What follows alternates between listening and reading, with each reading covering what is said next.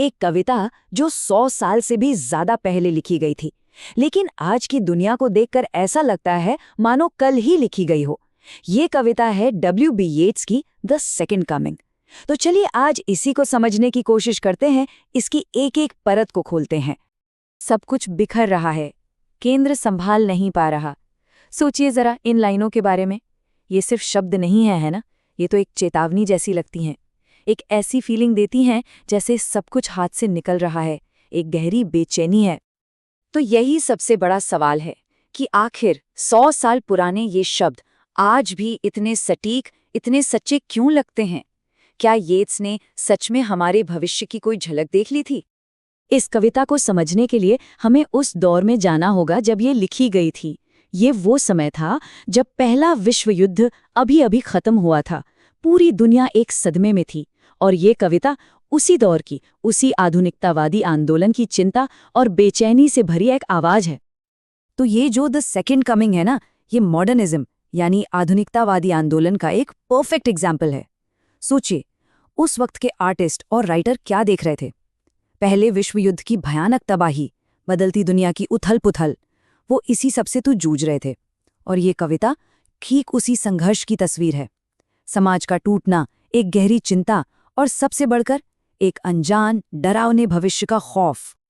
तो चलिए कविता के अंदर चलते हैं। इसकी शुरुआत ही पतन की एक बहुत पावरफुल इमेज से होती है। येट्स हमें कुछ ऐसी तस्वीरें दिखाते हैं जो बताती हैं कि जब किसी समाज का सेंटर, उसका आधार ही टूट जाता है तो होता क्या है। कविता शुरू होती है एक बाज की इमेज से, एक ऐसा बाज जो घूम रहा है गोल गोल और उसका दायरा बढ़ता ही जा रहा है। वो अपने मालिक मतलब फैल्कनर की आवाज सुन ही नहीं पा रहा। वो कंट्रोल से बाहर हो चुका है। और ये सिर्फ एक बाज नहीं है, ये एक जबरदस्त मेटाफर है पूरी इंसानियत के लिए, जो अपने रास्ते से भटक गई है, जिसका कंट्रोल खत्म हो चुका है। और यहाँ से ये जो कंट्रोल खोने की फीलिंग है ना, वो और भी गहरी होती जाती है। अब दुनिया पर सिर्फ अराजकता है, एक खूनी लहर जो सब कुछ अपने अंदर समेट रही है। ये कोई छोटी मोटी गड़बड़ नहीं है, ये एक हिंसक, एक विनाशकारी बाढ़ है। और इस खूनी बाढ़ में डूब क्या रहा है? द सेरेमनी ऑफ इनोसेंस, मतलब मासूमियत का समारोह। येट्स के लिए ये शब्द बहुत मायने रखते थे। ये प्रतीक थे परंपरा का, व्यवस्था का, नैतिकता का। आसान भाषा में कहें तो वो हर चीज जो एक समाज को जोड़कर रखती है, वो सब अब डूब रही है, खत्म हो रही है। और अब आती हैं वो लाइनें जो शायद इस कविता का सबसे परेशान करने वाला सच है। एक ऐसा समाज जहां जो सबसे अच्छे लोग हैं वो पूरी तरह से अपना विश्वास खो चुके हैं, वो चुप हैं, और जो सबसे बुरे हैं वो जोश और जुनून से लबालब भरे हुए हैं। सोचिए ये कितनी खतरनाक स्थिति है।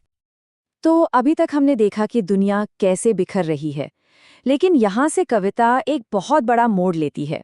अब ये सिर्फ हाल का ब्यौरा नहीं है, ये एक भविष्यवाणी बन जाती है।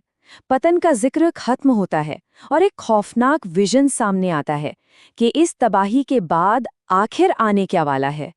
सवाल तो यही है ना कि अगर सब कुछ टूट चुका है, बिखर चुका है, तो इसकी जगह लेगा क्या? और यकीन मानिए कविता इसका जो जवाब देती है वो उम्मीद से भरा तो बिल्कुल नहीं है, बल्कि वो चौंका देने वाला है। कविता ऐलान करती है, Surely some revelation is at hand. Surely the second coming is at hand. मतलब जरूर कोई बड़ा खुलासा होने वाला है, जरूर दूसरा आगमन होने वाला है।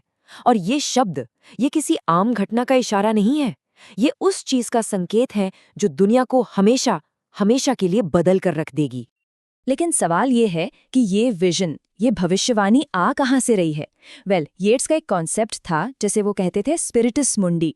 इसका मतलब है वर्ल्ड स्पिरिट, या कह लें कि पूरी इंसानियत की एक कलेक्टिव मेमोरी, एक ऐसी जगह जहां से भविष्य की तस्वीरें उभर कर आ सकती हैं। और येट्स में ये डरावना दर्शन वहीं से मिलता है। तो ये दर्शन है किस चीज का? सोचिए, रेगिस्तान की रेत में एक अजीब सा जीव है, स्फिंक्स जैसा, जिसका शरीर तो शेर का है लेकिन सिर एक इंसान का, और उसकी आंखें, उसकी नज़र सूरज की तरह खाली और निर्दयी है। उसमें कोई इमोशन नहीं है, कोई रहम नहीं है। ये साफ है कि ये इंसानियत का प्रतीक नहीं है, ये कुछ और ही है। तो सवाल फिर वही कि आखिर ये रेगिस्तान से उठता हुआ जानवर है क्या, और इसका आना किस नए, किस भयानक युग की शुरुआत का इशारा कर रहा है? एक बात तो कविता बिल्कुल साफ कर देती है, ये कोई मसीहा नहीं है, ये जो सेकंड कमिंग है, ये किसी बचाने वाले का नहीं है, ये तो कुछ राक्षसी है। इतना कि इसके आसपास के रेगिस्तानी पक्षी भी गुस्से में, बेचैनी में चीख रहे हैं। तो ये उद्धार नहीं, ये विनाश का संकेत है। 20 सदियां मतलब 2000 साल। येट्स इस नंबर का इस्तेमाल क्रिश्चियन एरा यानी ईसाई युग के लिए कर रहे हैं। वो 2000 साल का दौर जो अब अपने अंत पर आ गया है। और कविता कहती है कि ये जो 2000 साल की पथरीली नींद थी ना, उसे एक झूलते हुए पालने ने जगाकर एक बुरे सपने में बदल दिया है। मतलब इतिहास का एक पूरा का पूरा चैप्टर खत्म हो रहा है और एक नया भयानक चैप्टर जन्म ले रहा है। और अब कविता अपने सबसे आखिर और शायद सबसे ज्यादा डरावने हिस्से पर पहुंचती है, जहां ये जानवर अपनी मंजिल की तरफ बढ़ना शुरू करता है। और ये एक ऐसी यात्रा है जिसे कोई नहीं रोक सकता।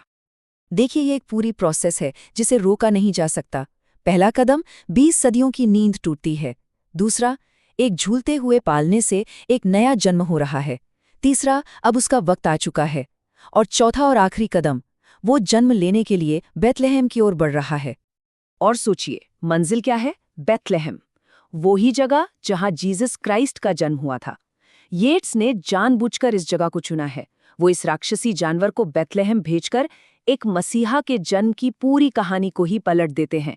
ये किसी उद्धारकर्ता का नहीं, बल्कि एक एंटी क्राइस्ट का जन्म है, जो एक खौफनाक नए दौर की शुरुआत करेगा। और आखिर में कविता हमें एक अधूरे, एक बेचैन कर देने वाले सवाल के साथ छोड़ जाती है। और वो कौन सा खूंखार जानवर है जिसका समय आखिरकार आ गया है और जो जन्म लेने के लिए बेथलेहम की ओर धीरे धीरे बढ़ रहा है? 100 साल से ज्यादा हो गए हैं, लेकिन आज जब हम अपनी दुनिया की तरफ देखते हैं तो ये सवाल पहले से कहीं ज्यादा सच्चा और डरावना लगता है ना?